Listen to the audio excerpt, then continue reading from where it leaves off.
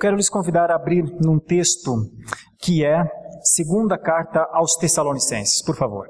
Segunda carta aos Tessalonicenses, capítulo 1, dos versículos 3 ao 12. Segunda aos Tessalonicenses 1, dos versículos 3 ao 12. E para aqueles que estão nos conhecendo, permita-me lhe ajudar para uma compreensão melhor do texto. Normalmente, a nossa preleção, esta pregação, que nós chamamos entre nós de sermão, é um texto que o pastor explana uma passagem. Normalmente nós damos um nome a este momento, a este sermão, a esta preleção. E o nome que eu quero dar a esse texto está relacionado à última canção que nós cantamos, que é Glória para Sempre. Então eu vou chamar essa exposição bíblica de Glória para Sempre ao Senhor, adentrando ao período que nós estamos trabalhando, que é o período durante este mês, um dos solas da reforma. Só lhe deu glória, só a Deus a glória, somente a Deus a glória. Uma vez que nós já trabalhamos os outros solas durante todos os outros meses, somente a Escritura, somente Cristo, somente a graça, somente a fé, e agora, nesse instante, ao longo deste mês, somente a Deus a glória. Então, o tema desta exposição é Glória para Sempre ao Senhor. E normalmente nós extraímos 2 ou 3 ideias que estão no texto para explicar essas ideias, que nós chamamos de divisões, e eu vou fazer então esta divisão aqui com os meus irmãos nessa noite, com nessa mesma linha de pensamento. Glória para sempre ao Senhor. Num primeiro momento, glória para sempre ao Senhor pelo progresso espiritual do povo de Deus, que está aqui no texto. Você compreenderá o quanto Paulo ficou feliz de ver o progresso espiritual do povo de Deus. Glória para sempre ao Senhor por isso.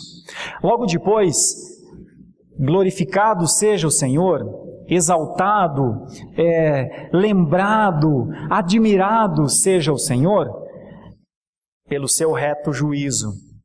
Como lemos já lá em Isaías 66, nunca ignore isso.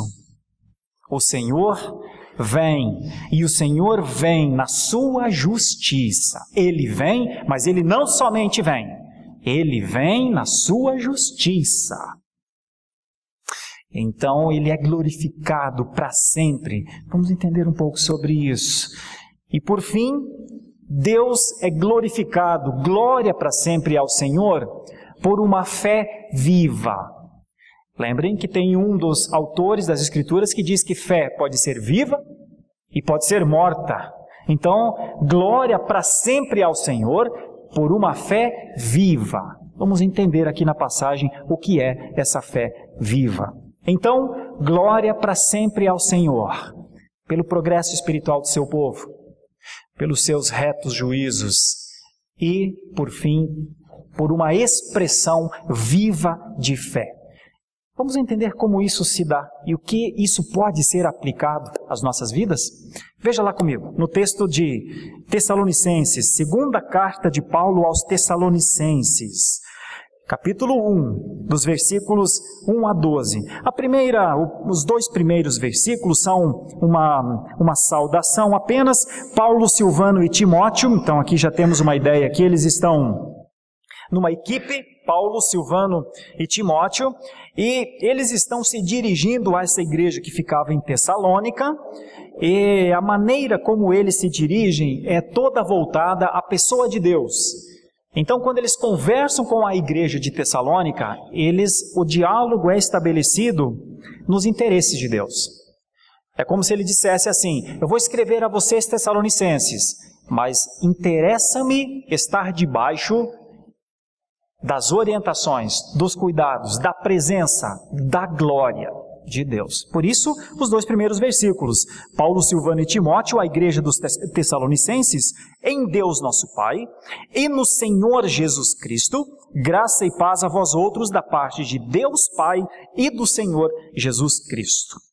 Bom, depois dessa maneira então de Paulo se dirigir, ele explica que será uma carta teológica, ele explica que a carta tem a ver com Deus, com a pessoa de Deus, e aí ele começa então essa carta reforçando a ideia do Deus que é a razão da vida de algumas pessoas.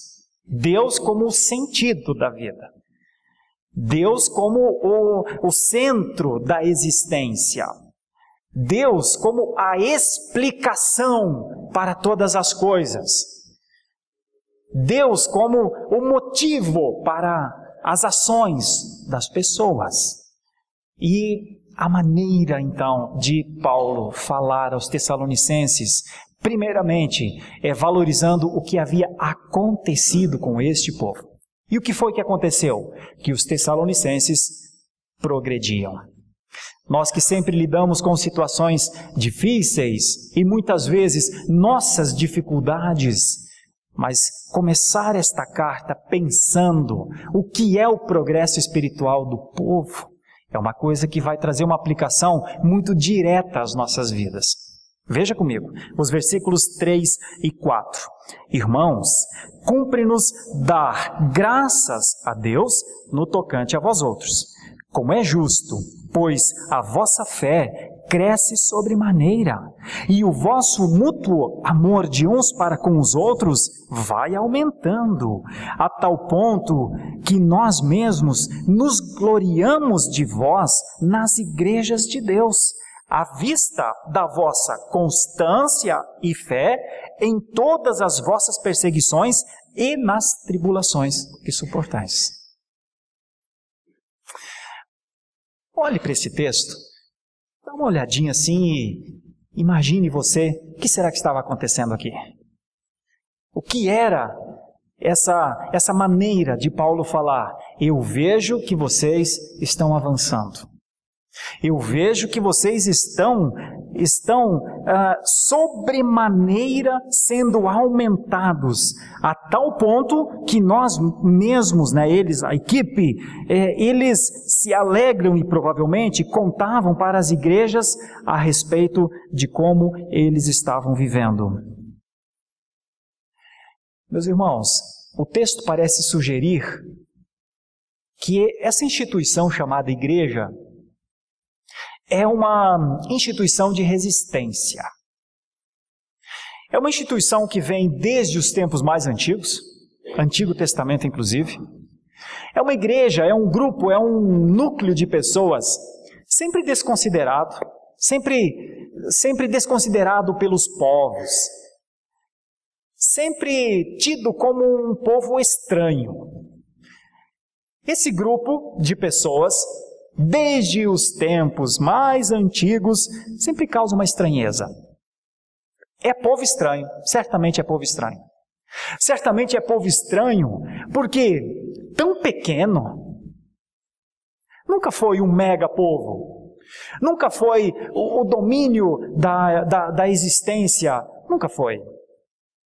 No Antigo Testamento, era um povo diante de muitos povos. Era um pequeno povo que tinha uma prática, e essa prática sempre contemplava a existência de Deus.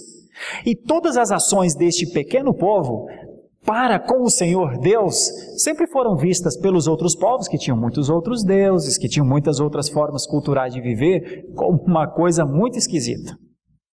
Mas até aí tudo bem, é o povo de Israel com as suas esquisitices, até aí tudo bem. Eles poderiam dizer, nós somos um tipo de povo e este aí é um outro tipo de povo, só isso, só somos diferentes, mas cada um tem a sua prática, cada um tem a sua fé, todas são legítimas, poderia talvez dizer um grupo de pessoas que viesse aos anciãos de Israel para justificar que cada um poderia andar no caminho que quisesse andar. Acontece que, como povo de Deus, este povo fraco, este povo diminuto, este povo não considerado uma força, de repente começava a aparecer força nesse povo. Como é que começa a aparecer força nesse povo? Quando esse povo está completamente dominado por um império poderosíssimo no Egito, eles são tirados do Egito. Quando parece que as forças da natureza estão ali para impedir este povo de ir, no pensamento dos egípcios, sei lá para onde, né? Sei lá o que deu na cabeça dessa gente querer sair daqui. Bom, mas quando eles pensam, ok, escapam das nossas mãos, escapam das nossas forças, mas o mar não os deixará passar. O mar se abre. Quando eles entram no deserto, e então começa o burburinho, dizem eles que vão para Canaã, mas como para Canaã? Canaã já tem gente, Canaã já tem ocupantes, e eles estão querendo dominar Canaã? Quem? Eles. A palavra de Deus diz que este povo é sustentado, este povo é renovado, os mais antigos morrem, os mais novos ficam fortes, são alimentados no deserto, e em determinado momento, onde que está o povo? Está às margens de Jericó. E o povo que está naquela terra, talvez pense, até onde vai a loucura deste povo, né? Chegar até aqui, o nosso império, a nossa terra, a nossa segurança. De repente eles começam a andar em volta daquela cidade e começam a praticar as instruções que Deus disse que eram para eles praticarem, e de repente as muralhas começam a cair. E então, em um tempo tão rápido, este povo mostra o seu poder. Lutas, obediências e desobediências, avanços e retrocessos, santidade e pecaminosidade, tudo isso faz parte dessa relação de Deus com este povo. Mas este povo sempre avançou. Sempre avançou. Qual é a grande mensagem que o Antigo Testamento nos deixa para nós que estamos há milhares de anos de lá? É que o povo de Deus sempre avançou. O povo de Deus sempre progrediu. O povo de Deus, apesar de ser pequeno, apesar de ser questionado, apesar de não ser reconhecido, apesar de aparentar, inclusive, muitas vezes, uma esquisitice monumental, nunca ficou no mesmo lugar. A minha pergunta é, aplicando esse começo, estaríamos nós hoje parados? Estaríamos nós hoje estagnados? Faz sentido hoje o povo de Deus não saber para que existe? Faz sentido o povo de Deus nos dias atuais não perceber que ele é povo para progredir? Não, eu respondo que não, não faz sentido. Por isso, quero aplicar essa primeira parte. Se você se sente como quem está paradinho aí, está estagnado, não avança, sua fé parece não ter razão de ser, vamos pensar junto o que é? Vamos pensar junto? Hoje nós não estamos mais lá abrindo o mar, não estamos mais lá derrubando os muros, não estamos mais naquele lugar que parece uma coisa até história, parece história de filmes.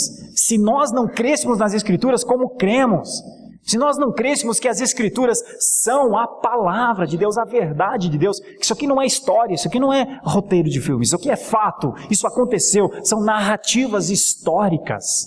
Se nós não crêssemos dessa forma, nós diríamos, alguém deve ter inventado isso aqui. Alguém deve ter dito que esse povo é alguma coisa. Alguém deve ter feito um enredo para valorizar alguma coisa que não existe. Mas não.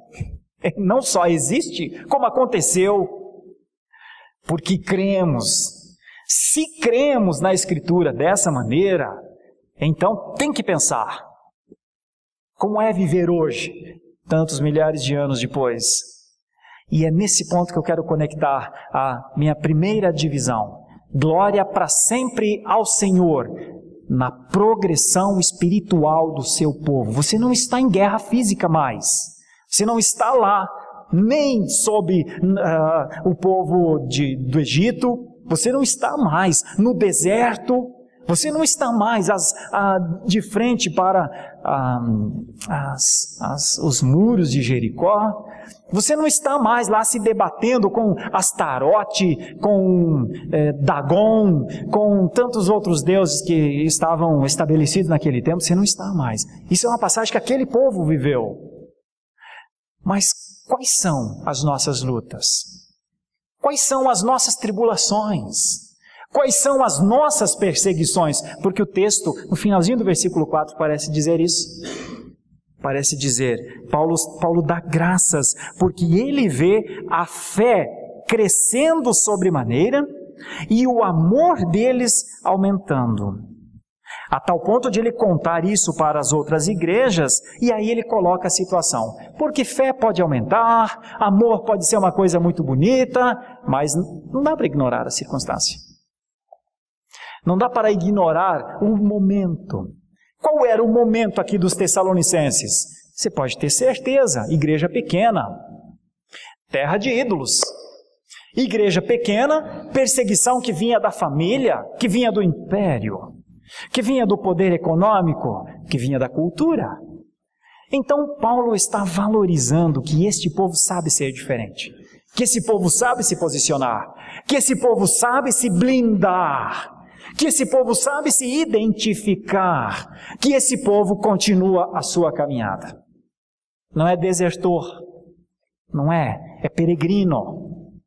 Não está fugindo das coisas, não está fugindo das situações. É povo andante, é povo que caminha. Não está em guerra física com ninguém, mas está em guerra contra forças e tipos de expressões culturais. Está posicionado e usa as suas armas, os seus instrumentos, que de maneira quase poética no texto é chamado de fé e amor. Que coisa, não? Quando todos pensavam, talvez, onde estão as armas do povo de Deus? Estão dentro deles. Quando talvez todos dissessem, aonde estão os adereços de culto do povo de Deus? Estão todos dentro deles. Onde está o Deus que eles dizem existir, que a gente não vê? Está dentro deles. Onde estão os ideais? Onde estão onde eles aprenderam essas coisas? Onde eles aprenderam a esperar contra a esperança? Alguém colocou isso dentro deles. Onde eles aprenderam a se fortalecer, não se bater, não se derrubarem uns aos outros, mas tomarem pelas mãos, perguntarem uns para os outros, você está bem? Onde eles aprenderam isso? Certamente essa é a dúvida dos inimigos nossos. O que nos faz nos gostarmos uns dos outros? Mas não um gosto efêmero, não um gosto passional. O que nos faz saber e nos alegrar quando a gente olha um para o outro, que você está aí, que você está lá, que você está lá. O que nos faz olhar para os nossos lados e nos faz sentir seguros, senão o progresso espiritual que o Senhor tem dado ao seu povo. Meus irmãos, essa primeira parte é para que o nosso coração se console nos momentos difíceis. Olha o que o texto diz, finalzinho do versículo 4. A constância da fé, a constância e a fé, elas foram vistas nas perseguições e nas tribulações. A expressão suportar aqui é aguentar mesmo, é resistir. Por isso, meu irmão de fé, minha irmã, que numa noite de domingo vem a esta casa para adorar ao Senhor, pense que Paulo estava valorizando gente que estava progredindo na fé, estava progredindo espiritualmente.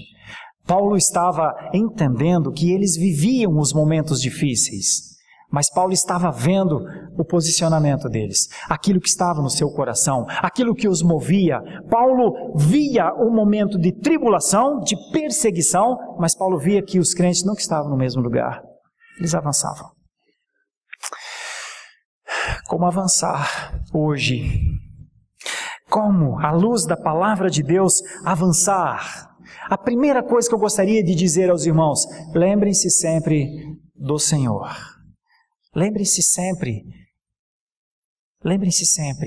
o Senhor, só o Senhor Deus é a razão da existência. Lembrem-se sempre, todas as vezes que esse povo progrediu, seja no Antigo Testamento quanto no Novo Testamento, eles o faziam porque eles queriam ficar mais perto do Senhor.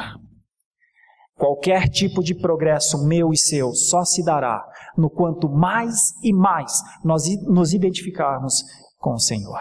Talvez você diria para mim, reverendo, não dá, porque como é que eu vou me identificar com o Senhor? O Senhor é Espírito, como é que eu vou me identificar? Nós olhamos para o Senhor com um óculos chamado Jesus Cristo.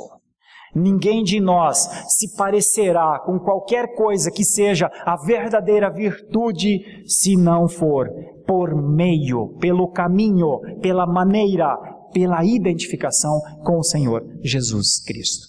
Algumas pessoas têm muito medo até de falar sobre isso, mas a Bíblia não tem.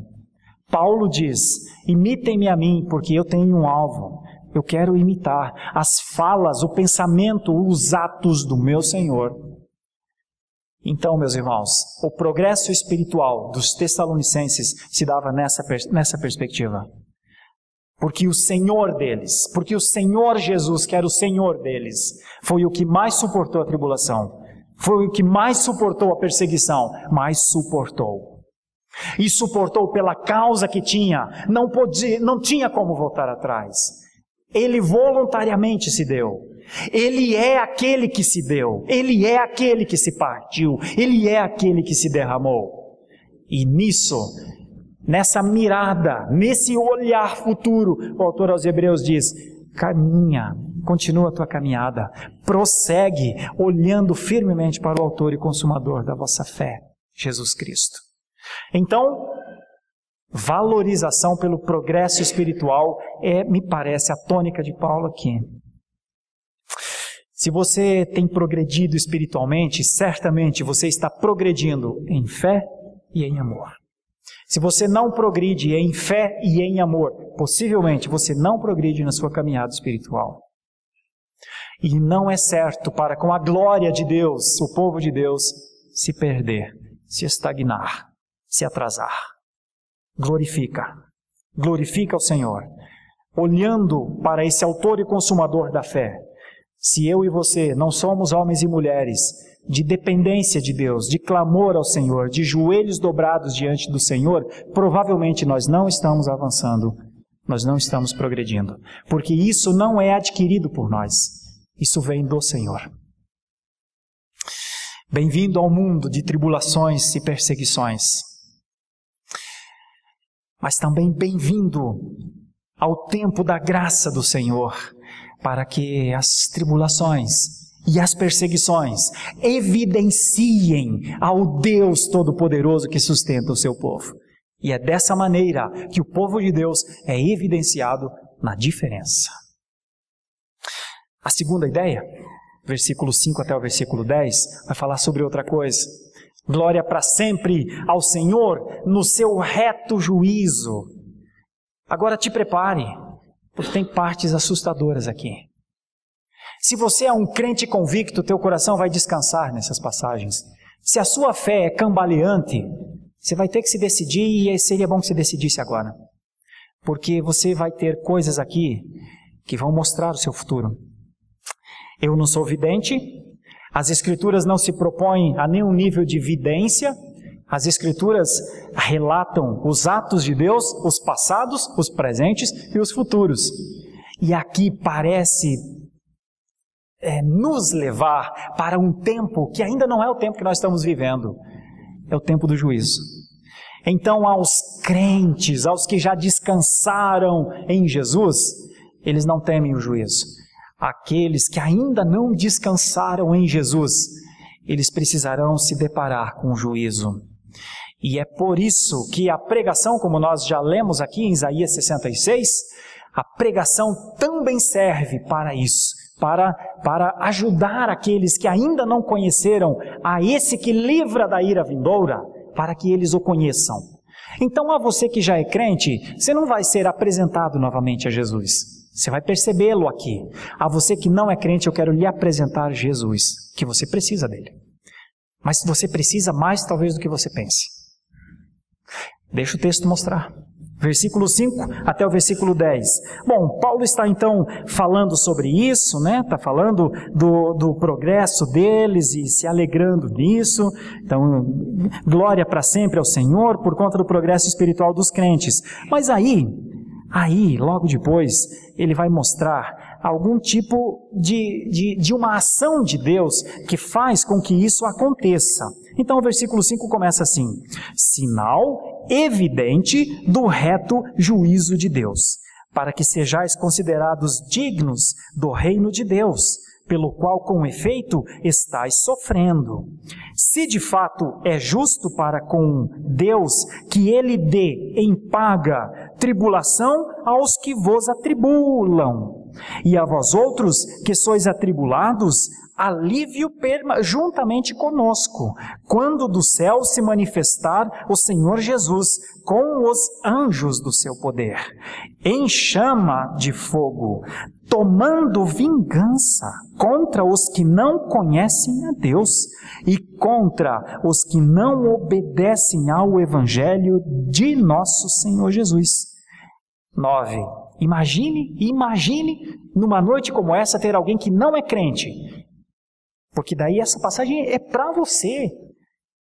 Imagine alguém que não é crente e não quer ser crente. Imagine o que as Escrituras dizem. Veja o versículo 9.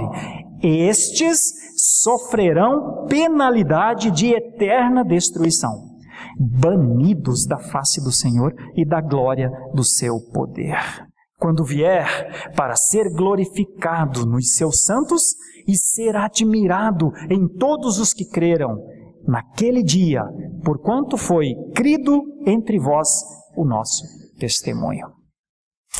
Lembrem que eu estou dando o nome a essa divisão, que a glória é para sempre ao Senhor, não só no progresso espiritual daqueles que já conhecem o Senhor, mas Deus é glorificado porque Ele não depende de ninguém e não faz nada e absolutamente nada condicionado a alguém. Deus não é bom porque o homem é pecador e precisava da bondade de Deus. Deus é santo, santo, santo, bom, perfeito, porque Ele o é. Deus não existe para o nosso benefício. Deus existe para si mesmo e para a sua glória e para a sua honra, e tudo aquilo que Ele fez dignifica e honra ao Senhor. Se você olhar uma terra, simplesmente uma terra, e você olhar de cima, você não vê nada na terra, mas se você tomar de equipamentos científicos, você vai perceber minerais lá dentro que o homem não produz, não tem como produzir. Pode replicar, pode aumentar, mas aquilo reflete a glória de Deus. O conjunto de essência de uma terra seca reflete a glória de Deus. Se você perceber uma plantinha se levantar e produzir um fruto, e todas as plantinhas daquele segmento produzirem o mesmo fruto, com o mesmo gosto, olha, só se você não quiser, porque quem não quer não tem jeito. Quem não quer, não quer. Mas se você quiser deixar que as perfeições invadam você, você vai glorificar ao Senhor, porque tem pé de laranja aqui e tem pé de laranja em qualquer canto do mundo. E o que dizer do ser humano? O que dizer do ser humano, do complexo e ao mesmo tempo da perfeição, como tudo funciona em nós? Meus irmãos, e o que dizer da existência, das galáxias, dos horários cronometrados? E o que dizer das coisas que funcionam perfeitamente por leis que não são nossas? São leis dele. Então, pelo amor de Deus. Se você não quiser ver esse Deus, você não o veja. Mas é porque você não quer ou não consegue. Mas Ele é sempre Ele. E Ele é sempre isso. E dentre essa perfeição que Ele é, e dentro dos planos que Ele tem, e dentro da vontade que Ele tem, Ele estabeleceu um negócio chamado juízo. Como eu não compreendo as perfeições galácticas, como eu não compreendo a evolução do ser humano para atingir a maturidade, como eu não compreendo os elementos da terra, que são os mesmos elementos que o homem tem, somos terra que vive, como eu não compreendo o fôlego de vida soprado em nós, como eu não compreendo muitas coisas, talvez muitos de nós também tenham dificuldade com compreender o reto juízo de Deus. Essa passagem ajuda a compreender um pouco. E essa passagem ajuda para que aqueles que estiverem em dúvidas adentrem para campos de certezas. Veja o que o texto diz. O texto parece dizer que o progresso espiritual, a despeito da situação difícil, é uma coisa muito interessante, mas para estes, a vinda do Senhor inverteria o quadro. A vinda do Senhor é o consolo. A vinda do Senhor seria uma reversão nesse estado. O estado de perseguição que o povo de Deus vive, o estado de isolamento que muitas vezes o povo de Deus é colocado, o estado de desprezo que tantas outras vezes o povo de Deus é tido, é o tratamento que nos dão. Bom, parece que Paulo está dizendo, a vinda de Cristo vai resolver isso para vocês. Como é que resolve? Primeiro, nós estamos aqui percebendo do versículo 5 logo para frente, que parece que este povo que progride espiritualmente, a sua progressão é uma evidência da dignidade dele. Então, se eu e você não progredimos na fé, nós não só não progredimos na fé, mas nós também não evidenciamos a dignidade de sermos quem somos. Então, aqueles que não progridem na fé, em alguma medida se tornam indignos. Os seus atos são indignos. São indignos da missão a que lhes foi conferida. Qual é a missão que foi conferida ao povo de Deus? Resistir, permanecer andando, blindados, suportando, aguentando, mas caminhando. A nossa dignidade está na nossa resistência. Ao mesmo tempo que quando não resistimos, parece que perdemos essa condição de evidenciar dignidade. Por isso, meus irmãos, fé doble, fé dupla, não cabe mais para nós. É fé no Senhor, entregue ao Senhor, confiados no Senhor, sustentados no Senhor, mesmo que isso pareça a maior das loucuras. Não tenha dúvida, o povo de Deus sempre foi considerado um povo doido, um povo louco, um povo estranho. Não tenha dúvida. Não só no Antigo Testamento pelos povos inimigos, como no Novo Testamento, o Império Romano sempre pensou que poderia destruir. Não parecia tão difícil destruir. Povo pequeno que se reúne escondido pelos cantos, a gente põe uma lei e a gente garante nossa segurança e Gaio ou César será adorado no Império Romano. Não pelo povo chamado de povo de Deus. Nunca foi. Pelo povo chamado povo de Deus. Porque sempre progrediu, porque sempre resistiu, porque sempre foi digno. Parece que o versículo 5, daí para frente, vai realmente nos lembrar que um juiz está sobre nós, está sobre a igreja e está sobre os inimigos da igreja. E a igreja, desde que se tornou igreja, ela tem um ministério, um serviço duplo. O primeiro de todos é glorificar ao Senhor. O fim principal do homem é glorificar o Senhor e se deleitar nele. Quando nós adentramos a igreja, nós entendemos isso. Nós entendemos que é a Ele que nós oramos, nós entendemos que é dele que nós aprendemos, nós entendemos que é o conjunto de ensinamento dele que nos ajuda nas decisões. É falando com Ele que nós pedimos socorro para um amigo, como o reverendo Daniel Santos orou aqui na intercessão, para um irmão. Nós entendemos isso.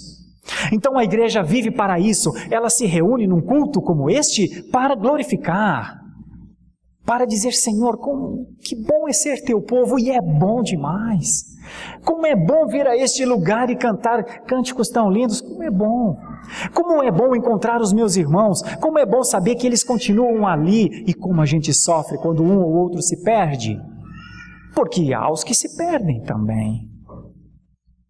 Mas a nossa alegria está no progresso, a nossa alegria está em ver o avanço de gente que, apesar das dificuldades, permanece, resiste. povo de resistência. É isso que somos. Bom, essa é a primeira parte. A gente glorifica ao Senhor, louva ao Senhor, porque vê fé um no outro, vê mais amor um no outro, vê resistência em relação a ataques, tribulações, perseguições, tá? Tudo isso. Mas tem outra coisa também. De dentro desse ambiente que nós estamos, a gente levanta a voz, olha ao nosso redor e diz: glorifiquem também, adorem também, reconheçam também. E é aí que a igreja atrita. Nós não nos atritamos entre nós. Nós nos atritamos com os sistemas, com o que está fora desses muros, fora dessas paredes. Por quê? Porque cada vez que sistemas se levantem para dizer que o homem é o centro de tudo, que a humanidade tem em si a razão de estabelecer nos seus limites da humanidade uma autoadoração, nós dizemos: não. Nós dizemos assim: vocês e nós somos todos iguais, todos pecadores. Nós dizemos assim: acerta a sua vida, porque nós já acertamos a nossa. E aí todos os sistemas dizem: que é esse povo maluco falando essas coisas? Não é? O povo da fé. O povo que está progredindo para o Senhor. O povo que está saindo da humanidade. Nós já fomos humanos demais. Nós já fomos idólatras de nós mesmos. Nós já idolatramos outras coisas, mas nós fomos tirados de lá. Nós fomos tirados de nós mesmos. Nós fomos atraídos daquilo que éramos, dos limites da existência humana, para uma compreensão de uma existência eterna. Olha o que aconteceu. E então, com esse olhar na eternidade, é que nós podemos entender o que essa passagem quer dizer. O juízo virá. O juízo virá para colocar as coisas no lugar. O juízo virá, conforme diz aqui o texto, olha, é muito sério isso, o juízo virá para duas coisas: para o povo de Deus, para colocar um alívio no povo de Deus. Várias vezes Paulo usou essa expressão, alívio. Uma delas, Jesus usou, dizendo que Ele aliviaria, em Mateus 11, vinde a mim todos vós que estão cansados e sobrecarregados, e eu vos aliviarei. Sabe, a primeira coisa que o povo de Deus pode descansar em relação aos retos juízos de Deus é que haverá um momento que haverá um alívio. Haverá um momento que, como quando nós estamos com uma terrível dor de cabeça, eu que sofro de muitas dores de cabeça, e então eu vou resistindo e não quero tomar o tal do comprimido, não quero tomar, eu vou resistindo, às vezes passa, às vezes não passa. E então, ao usar o medicamento adequado, parece que a gente usa a expressão, parece que foi tirado com a mão. Isso vai acontecer. As perseguições, as tribulações, as ações duras, os escárnios, as ofensas, as ações de ridicularização, um dia tudo isso será aliviado. O que é que nos faz descansar nisso? Justamente porque estamos progredindo a nossa fé, a certeza, a constância e a esperança. Então, meu irmão, minha irmã, para você, está aqui o versículo 7. E a vós outros que sois atribulados, alívio juntamente conosco quando do céu se manifestar o Senhor Jesus com os anjos do seu poder, em chama de fogo. Epa, e agora? Como é que é esse negócio? O que é essa chama de fogo? O que é esses anjos com o seu poder, tomando vingança contra os que não conhecem a Deus e contra os que não obedecem ao Evangelho do nosso Senhor Jesus Cristo? Eu vou dizer isso de maneira simples, meus irmãos. Não tem ninguém mais paciencioso, mais generoso do que Deus. Não existe. Desde que o mundo é mundo, desde que Escritura é Escritura, desde que pessoas fazem usos de pensamentos, tem uma palavra dizendo, prepara-te para um dia, haverá um dia, e haverá o dia que é o dia da glória de Deus. Ninguém pode ser tomado nessa existência em termos de povos, ninguém será tomado, justificará, ninguém terá a condição de justificar, que não foi falado. Então, na sua paciência, no seu cuidado, no seu tempo, o seu tempo, não o nosso, Deus está falando aos quatro cantos do mundo. Eu enviei o meu filho. Eu enviei para ele ser o Salvador. Eu o enviei para que ao entregar a sua vida a Ele, você seja salvo. E isso acontece desde que há existência. Só que chegará um dia que não haverá mais tempo. E é desse dia que o texto está falando. E neste dia não será, não tem mais como ser. O dia da vinda do Senhor não é um dia evangelístico. Hoje é o dia evangelístico. Hoje é o dia de anunciar boas novas. Hoje é o dia de dizer, o Senhor Jesus Cristo veio para ser a sua boa nova, o seu presente, a sua salvação, o seu acesso à eternidade, o seu livramento do juízo. Hoje é o dia para isso. Haverá um dia que não terá mais tempo para isso. Infelizmente, é para esses que o texto diz, anjos do seu poder, chama de fogo, glória consumidora, como o foi no Antigo Testamento. A glória de Deus também é um fogo consumidor e vai consumir. Então, meus irmãos, não resta outra alternativa. O Deus, no seu reto juízo, virá.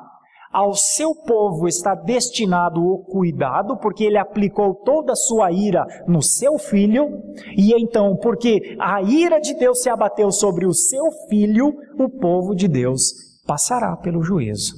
Mas aqueles a quem o Filho de Deus não tomou para si a vida, a outorga, a condição de dizer ao Pai, este é meu, este passará pelo que esses versículos estão dizendo. Você pode ter dificuldade para compreender a profundidade disso, assim como você tem dificuldade para compreender o sistema galáctico, assim como você tem dificuldade, como eu tenho dificuldade para perceber o desenvolvimento humano. Eu não tenho nada contra você não entender essas profundidades. O meu ponto é, melhor você aceitar isso como um fato, como você aceita o fato. Melhor você aceitar que haverá juízo. E que se o Senhor Jesus Cristo não for o que te substitui, eu não gostaria de estar na sua pele. Como é que você vai viver com isso sobre a sua cabeça? Como é que você vai viver sem o Salvador? Como é que você vai viver sem um livramento se Deus é aquele que virá em juízo? E segundo as Escrituras, simplesmente consumirá da sua vista todos aqueles que não estão vivos em Jesus. Como é que você vive? Você vive? Pois bem, então Deus é glorificado no seu reto juízo. Aí, avançando um pouco mais, nós vamos perceber uma outra coisa que eu fico pensando aqui, que é uma coisa até muito interessante, porque o progresso da fé, como está aqui nos primeiros versículos, nos versículos 3 e 4, a garantia do cuidado em relação ao juízo, a garantia de que haveria o desviar do furor no reto juízo, ainda parecem não ser suficientes para a firmeza na fé. O que é uma coisa até meio paradoxal. Mas Paulo completa essa passagem dizendo, olha, eu posso me agradar de vocês crescendo na fé, progredindo na fé, eu posso falar sobre os juízos de Deus, mas Paulo reconhece outras coisas, e Paulo atribui então à oração e ao exercício da fé necessidade na caminhada, que são os versículos 11 e 12. 11 e 12. Glória para sempre ao Senhor no exercício de uma fé viva. Uma coisa é ter uma progressividade espiritual. Outra coisa é saber dos retos juízos, ainda que não consiga entender tudo perfeitamente. Mas uma coisa que não se pode abrir mão é do exercício de uma fé, da fé que é viva. Está escrito, por isso, no versículo 11, por isso também não cessamos de orar por vós, para que o nosso Deus vos torne dignos da sua vocação e cumpra com poder todo o propósito de bondade e obra de fé, a fim de que o nome de nosso Senhor Jesus Cristo seja glorificado em vós, e vós nele, segundo a graça do nosso Deus e do Senhor, o Senhor Jesus Cristo. Meus irmãos, eu quero caminhar para o fim dessa meditação, nessa última divisão. Nosso tema é glória para sempre ao Senhor, meus irmãos. Glória, louvor, honra, dignidade ao Senhor, porque existe mesmo o progresso espiritual. O progresso espiritual parece ser, conforme os primeiros versículos dizem, parece ser amor, constância e fé. Isso existe, este progresso parece existir nos Tessalonicenses. Glória para sempre, porque nos retos juízos de Deus, Ele cumprirá o seu propósito. E o propósito do reto juízo de Deus é o fim de todas as coisas para aquilo que Ele disse que aconteceria. Ele disse que um dia isso chegaria até nós. E que o Filho viria, o Filho do homem viria, como que um raio lançado de uma parte do mundo para outra parte. Rápido, chegaria e se estabeleceria.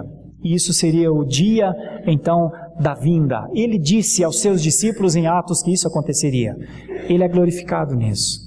Esse será um dia de juízo. Esse não será um dia para arrependimento. Esse será um dia de sentença. Será assim.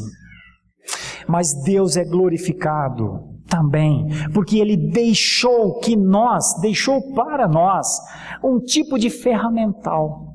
Qual é o conjunto de ferramentas que o Senhor nos deixa? Inclusive, Paulo intercede pelos Tessalonicenses para que o Senhor continue a obra. O quanto eu e você somos dignos do Evangelho do Reino nesse momento. Paulo diz, olha, eu oro para que o nosso Deus vos torne digno, povo de Deus, digno do seu chamado. Então parece que Paulo compreende que os Tessalonicenses não estão completos ainda. Ainda tem coisa para acontecer nessa igreja.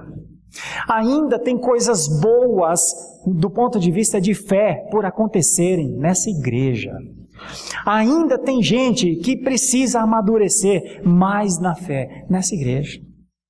Ainda tem gente que vacila. Ainda tem gente que vive na luta com o pecado e perdendo para o pecado. Parece que é isso que Paulo está querendo dizer.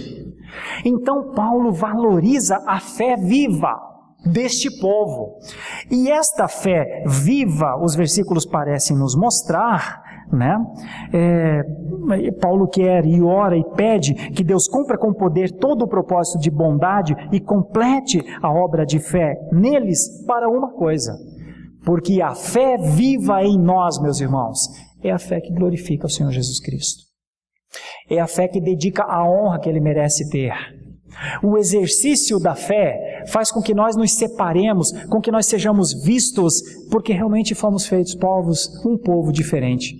No mundo inteiro, povos, mas um povo diferente. É isso que nos faz sermos o povo do culto, o povo da adoração, o povo da esperança, o povo da paciência, o povo do gosto das coisas de Deus, o povo que não tem em mente o seu desejo, o seu querer, a sua vontade, mas o povo que diz, se é isso, Deus quer isso. É o povo que se contenta, que vive feliz. É o povo que se agrada com as coisas que ele é e que ele tem, nunca olhando para o seu próximo em comparação, porque não precisa. E por que é que não precisa? Porque o povo de Deus já tem tudo. Então, uma das coisas mais difíceis para se administrar na caminhada cristã, por exemplo, é a teologia da prosperidade. Como é difícil! Porque não há povo mais próspero do que nós. Não há povo mais rico do que nós, não há povo com mais glória do que nós, não há povo com mais graça do que nós, não há povo com mais resistência do que nós, não há povo com mais lucidez do que nós, não há povo com mais condições de ler as culturas do que nós, não há povo com a condição de sobreviver aos infortúnios da vida como nós. Meus irmãos, se eu ficar aqui, eu fico à noite falando da nossa riqueza. Ora, como podem ricos viverem como pobres? Não podem. Não podem. Porque aqueles que foram enriquecidos pela graça, pela glória, pela presença, pela plenitude do Espírito Santo de Deus, eles estão a anos-luz das culturas. Por isso, glória ao Senhor. Glória para sempre ao Senhor. Porque aqueles que vivem assim, confiados no Senhor, em paz com o seu Deus, acordando pela manhã e dizendo, graças a Deus por esse dia, muito obrigado, Senhor, por esse tempo. Aos que conseguem olhar para a sua família e perceber o valor que é isso, e lutam pela sua família, e colocam trincheiras para que as culturas dominantes não invadam e confundam a cabeça dos nossos filhos. Ah, meus irmãos, tem culto ali. Porque é povo de Deus ali. Aqueles que, apesar de todas as coisas, apesar do hedonismo dos nossos tempos, hedonismo é aquele autoendeusamento, a vontade de sentir prazer, só vive se tiver prazer, não consegue ser feliz sem prazer, não consegue viver sem a satisfação, não consegue viver sem uma vitória todos os dias. Esse é o tempo dos nossos dias. Mas aqueles que estão no Senhor dizem, minha vitória já está lá. Por que eu vou lutar por uma vitória que passa aqui desse jeito? Se a vitória foi conquistada, é só o tempo de eu chegar lá. O maior trabalho que nós temos é de descansar no Senhor, como foi pregado hoje pela manhã aqui. Por isso, um grupo até escreveu uma canção, o seu trabalho, o seu maior trabalho é descansar em mim. Então não cabe em nós o cansaço das coisas da vida, não cabe. Faz mal. Por isso, obviamente, tem muito cristão muito cansado, muito sofrido, porque está puxando para suas costas coisas que não são dele. Sofrimentos que não deveriam ser dele ou dela. Tudo isso já está na cruz do nosso Redentor. O que é isso, meus irmãos? Isso é o exercício de uma fé viva. Não há povo no mundo que pode recorrer a um Deus vivo para livrá-lo da ira santa de Deus, tendo Jesus Cristo como seu Redentor, como nós. Não há povo mais poderoso do que nós, capacitado pelo Espírito Santo de Deus a testemunhar com o fruto do Espírito, vivendo nesse mundo difícil, mundo egoísta, mundo perseguidor, mundo sectário, mundo litigioso, e nós vivendo com mansidão, com bondade, com benignidade, com paciência, com domínio próprio. E eles dizendo, gente, que maluquice é essa? É só porque somos o povo de Deus. Por isso não gritamos, por isso não esperneamos, por isso não nos debatemos. Ora, como faríamos isso se estamos mortos em Jesus? Como faríamos isso se nossa natureza carnal está morta em Jesus? Por que lutaríamos se tudo o que tínhamos de lutar já foi conquistado por Ele? Por isso o povo de Deus é o povo mais lúcido da terra, o mais rico da terra, o mais suprido de toda a terra. Por isso o povo de Deus, por mais que seja pequeno, perseguido, atribulado, é povo vitorioso. Progride espiritualmente, aguarda o reto juízo de Deus, em paz no seu coração. Venha, Senhor. Quando a palavra diz, e Ele vem com os anjos do seu poder, e lá em Apocalipse diz, e Ele causará terror, e lá em Isaías 66, e Ele descerá com o seu furor, a gente diz, não para nós. O povo de Deus aguarda o reto juízo de Deus. O povo de Deus exerce uma fé viva, com obras. Esse é o sentido da fé viva. Por isso, meus irmãos, a fé viva não é uma coisa só de eu creio, eu penso. É eu creio e eu vivo assim. E porque eu sou salvo, eu vivo dessa maneira. Essas são as obras que nós vamos levar ao céu. As obras que nós levaremos ao céu é tudo que nós temos para fazer, para levar. Não obras que nos levaram à salvação, nós fomos salvos antes das nossas obras. Mas depois de sermos salvos, nós fomos chamados a fazer coisas boas, meus irmãos.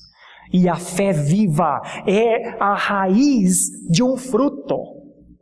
A fé viva é como que a água que entra numa planta para lá no final produzir um fruto doce, agradável. Então eu gostaria de concluir lhe chamando a atenção a nós todos para que glorifiquemos ao Senhor Glorifica o Senhor, dá glória ao Senhor, lembra que é a Ele a glória, lembra que se você cresce, lembra que se espiritualmente você avança, é Ele que está fazendo isso em você, por amor de você. Para quê? Provavelmente para a sua vida, para o que você tiver ainda de fazer, provavelmente para os desafios que você terá. Para ninguém de nós acabaram-se os desafios. Então, glória para sempre ao Senhor, porque Ele dá progressão espiritual aos seus filhos. Se você estiver fora dessas progressões espirituais que a passagem está dizendo, você pode orar ao Senhor. Você pode dizer: Senhor, eu não quero ter uma fé vacilante, aumenta a minha fé. Os discípulos fizeram isso. Você pode dizer: Senhor, eu sou meio inconstante. Será que é porque eu não estou progredindo na fé? Tenha liberdade e coragem para falar com Deus, para dizer: Senhor, acerta a minha vida, me dá mais constância, me ajuda a ser mais responsável na oração, na leitura das Escrituras. Por que não? Por que não? Se talvez você tiver algum medo em relação aos retos juízos de Deus, eu tenho que lhe dizer: os crentes não têm medo. Se você tem medo, se essas coisas pegaram para você, se você de repente ficou na dúvida, isso pode acontecer, e vai que a chama de fogo é para me alcançar, e vai que os anjos virão, e como está escrito em outra passagem, Jesus virá com a espada da sua boca cumprirá o seu propósito. Você teme isso? Você acha que isso pode ser para você? Eu tenho uma boa notícia para você, resolve isso agora. Confesse a Jesus Cristo como seu Senhor, entregue a sua vida a Ele. Ele te salva. Ele te salva. Porque a palavra de Deus diz que aquele que confessar com a boca e crer no seu coração, será salvo. Então você pode sair dessa igreja salvo. Você não precisa sair daqui um presbiteriano. Você vai para onde você quiser. Preferencialmente escolha uma igreja boa, que lhe ensine uma doutrina séria. Mas não estou lhe chamando para você ser presbiteriano. Estou lhe chamando para você ser salvo. Porque se você for salvo, o reto juízo se desviará de você. Como lá no Antigo Testamento, o anjo do Senhor passou por cima das portas aonde o sangue do Cordeiro estava lá. Você precisa do sangue do Cordeiro na tua vida. Se você tiver qualquer expressão de juízo do Senhor, não te apanhará. É o que a Escritura diz. Agora, se você não tiver, o que pode ser feito por você se você não tiver? Lamento só, como houve lamento. E como sempre houve lamento por aqueles que morrem e que não vivem, não conhecem e não usufruem do sangue do Redentor. Então, aos cristãos, o reto juízo não é um susto. Aos não cristãos, é a sua sentença. E por fim, glória ao Senhor, para sempre. Glória ao Senhor, por um exercício de fé viva, por uma vida com o Senhor. Coisa mais preciosa, os pais entendem melhor o que eu vou dizer, coisa mais preciosa é a gente ver nos nossos filhos o avanço, o crescimento, a maturidade. Coisa mais preciosa é se relacionar conversando com um filho. Para um pai, quando a criança é muito pequenininha, a gente não tem essa comunicação com ele ainda, com ela ainda. Então a gente fala por nós e por ela. E às vezes faz voz de criança para tentar falar com ela no mundo dela. Mas quando os filhos crescem, eles começam a falar sobre coisas que a gente se surpreende. Enquanto eu vinha para a igreja, meu filho falava comigo sobre coisas que eu fiquei pensando assim: rapaz, onde é que ele aprendeu isso, moço? É porque ele vai crescendo mesmo, e vai exercendo a vida, e vai exercendo as coisas, e vai exercendo a sua condição de viver como ser humano. Eu quero lhe convidar a exercitar a fé viva que Deus lhe deu. E nós exercitamos essa fé viva que Deus nos deu à luz desses versículos aqui. Falando com Deus, reconhecendo os seus desígnios, amando os seus propósitos inseridos num projeto de vocação. Nós fomos chamados para uma vocação. Eu e você e todos os cristãos nesse mundo foram chamados. E a palavra vocacionado é de vocatio, é de chamado. Eu e você fomos convidados para sermos um povo diferente, para sermos um povo radical, para sermos um povo posicionado, para sermos um povo que, por mais ridicularizados que sejamos, para ser um povo que resista. E eu quero te convidar a esse tipo de resistência. A sua fé não é só para você dentro da sua casa, para vir à igreja no domingo. A sua fé é para as pessoas que você usará seus 10.000 pensamentos diários. A sua fé é para o seu timbre de voz, a sua condição de falar com as pessoas e de testemunhar quem você é. Quero lhe convidar a um exercício de fé. Como os cristãos são chamados a terem fé e são chamados a viverem como homens e mulheres de fé. E ao fazer isso, meus irmãos, Deus é glorificado na sua vida. Glorifica o Senhor. Glorifiquemos juntos. Você vai fazer isso sem problemas? Claro que não, querido. Claro que não. Os tessalonicenses não estavam sem problemas. Estavam perseguidos e atribulados. Provavelmente você será. Eu até acho que você não é tanto como os tessalonicenses. Mas talvez você seja mais, só por se posicionar, só por ficar evidenciado a diferença que é você no mundo. Talvez venha um desgosto numa rede social, talvez venha um ataque de alguém que você não espera, talvez venha, mas acredite, o exercício da sua fé viva é que glorifica o Senhor, acredite, e até mesmo nas oposições, há uma mensagem lá. E muitos daqueles que se opõem à fé verdadeira hoje, amanhã a aceitam. Quem não pode mudar é você. Nós sempre esperamos a mudança do mundo, não é? Nós sempre esperamos a mudança de familiares, não é? Quem não pode mudar é você, porque isso já está estabelecido, isso já está garantido, você já está livre do juízo. Foi lhe dado a condição de progredir espiritualmente, que é a santificação. Progredir espiritualmente é o Espírito Santo mais em nós, cada vez mais. Foi lhe dado o privilégio de exercer. Você é plantinha criada para frutificar. Então, quer dizer, isso já está tudo programado nos planos de Deus. Estranho é não acontecer. Você não pode mudar, não pode retroceder, não pode se perder, porque Deus é glorificado na vida dos seus filhos dessa maneira. Glorifica o Senhor com a sua vida. Se você perceber, pastor, eu estou um pouco abaixo dessas coisas, humildade nunca é demais. Para reconhecer, orar ao Senhor, recomeçar, continuar. Fechemos nossos olhos por um instante, pensemos nisso com a seriedade que o momento exige e então glorifiquemos ao Senhor assim. Poderoso Deus, quero orar aqui junto com os meus irmãos, aqueles que já estão vivendo esse progresso espiritual, aqueles que não temem o reto juízo e aqueles que têm vivido uma fé viva de verdade. Senhor, primeiro agradecer porque só o Senhor poderia fazer isso, nos dar tantas condições, mesmo nos momentos mais difíceis. Senhor, só o Senhor poderia inverter essa situação. Hoje somos perseguidos, mas a Tua palavra diz que um dia o Senhor acertará essas contas. Senhor, só o Senhor poderia nos dar o privilégio de vivermos com firmeza na fé, orando e exercendo a fé. Parece que o texto nos mostra, Senhor, que isso seria necessário mesmo. Senhor, eu quero Te agradecer, porque diante dos desafios da nossa vida, das lutas, das angústias, a fé tem permanecido aqui, dentro de cada um de nós. Certamente isso é obra da Tua graça. E nós queremos Te glorificar por isso. Seja glorificado, glória para sempre ao Teu nome, Senhor. Glória para sempre, Senhor, ao Teu nome. Assim oramos, em nome do Senhor Jesus Cristo, nosso Senhor. Amém e amém.